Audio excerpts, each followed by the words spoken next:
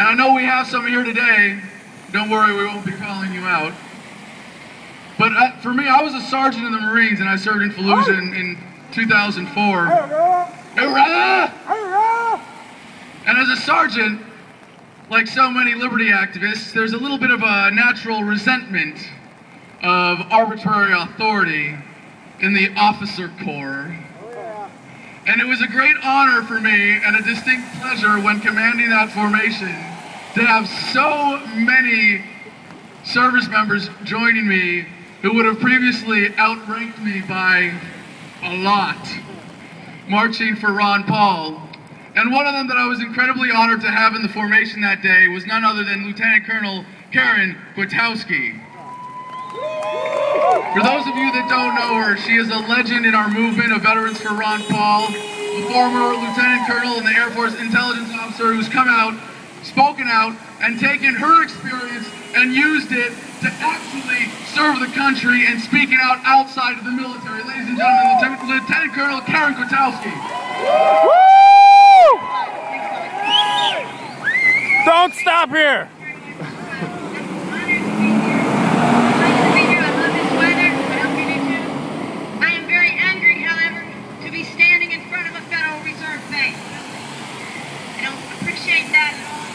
I understand the relationship that the Federal Reserve has to the wars that we fight, the unnecessary wars.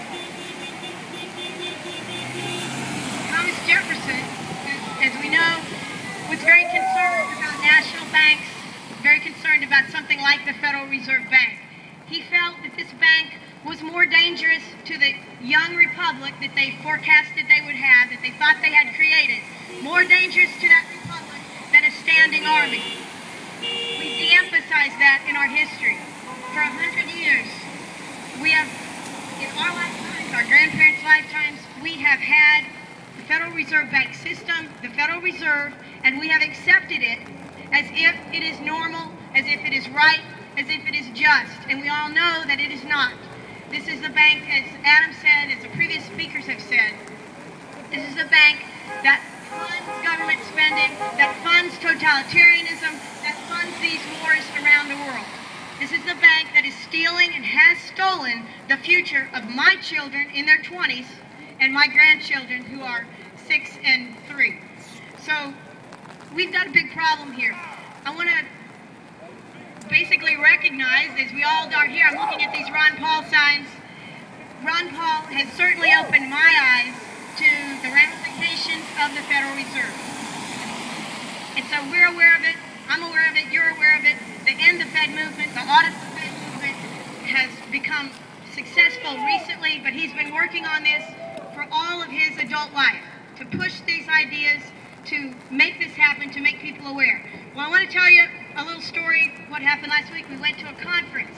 The title of the conference was The Federal Debt, the danger of it, and what are some innovative solutions. So we go to this conference down in Roanoke, Virginia. Oh, and I didn't tell you, I'm running for Congress in the 6th District of Virginia on a platform of Restore the Republic, Restore the Constitution, repeal the 16th Amendment, repeal the 17th Amendment. It's all that good stuff. Now, as part of my campaign, I try to pay attention to what's going on in our district. So we go to this conference down in Roanoke, which is all about innovative solutions to resolving the debt. So we sit through 4 hours of lecture on what everyone here already knows. There were no innovative solutions. There was no mention of the Federal Reserve Bank at all in 4 hours. Expert testimony, no mention of the Fed. No mention of inflation, no mention of hyperinflation, no mention of the immorality of passing this debt on to future generations. That is wrong and it is immoral and it will not stand. No mention of my personal favorite solution to the debt, and that is repudiate it. And that's what I intend to tell my kids. I've told my kids, and I'm telling all of you that this debt is not to be paid by debt slaves that have yet to be born. It's not going to happen. So this is what I'm talking about. But I'm telling you, you people, because of Ron Paul, because of your own interest, your passion, your patriotism, you guys understand what a great many people in this country still do not understand. They still don't get it. So we have a big job ahead of us.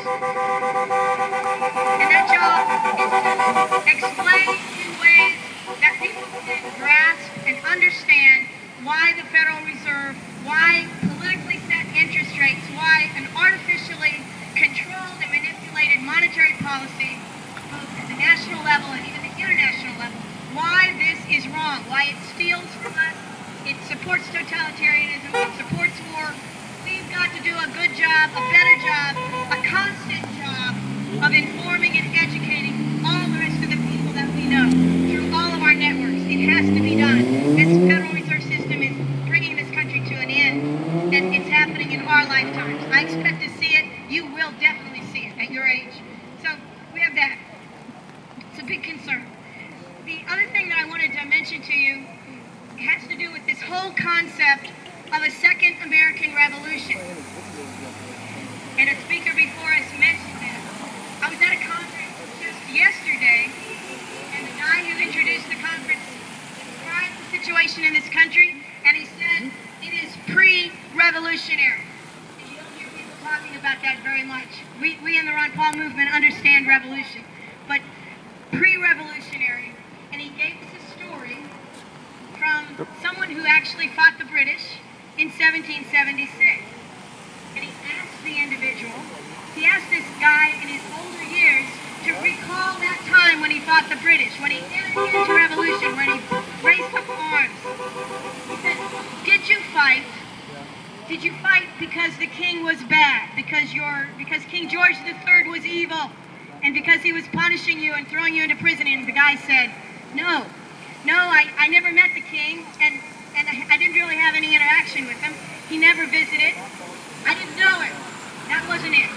So I said, well, were you inspired by Enlightenment ideas from this great Scottish thinkers, John Locke, these other people? Was it the ideas of liberty, these ideas of a possibility of self-government through a republic? Was it these ideas that motivated you to fight? And he goes, no. The only books I ever read were the Bible and you know, the postings on the tax things for the local. He did not read these ideas. He did not know these ideas. So they said, wasn't this recent tax on tea? And the old man said, I didn't drink tea and nobody in my family drank tea. What I heard, they threw the tea overboard. It wasn't the tea. It wasn't the tea tax. So this historian who's interviewing this 91-year-old man who fought in 1776 said, well, what? I don't understand. Why did you do this magnificent thing? And he goes, we were always governed ourselves. We were self-governed. The king wanted to change that, and we weren't going to have any of it. So basically what he's saying is what I saw on the sign just a minute ago. Government does not make us free. We were born free. Yeah!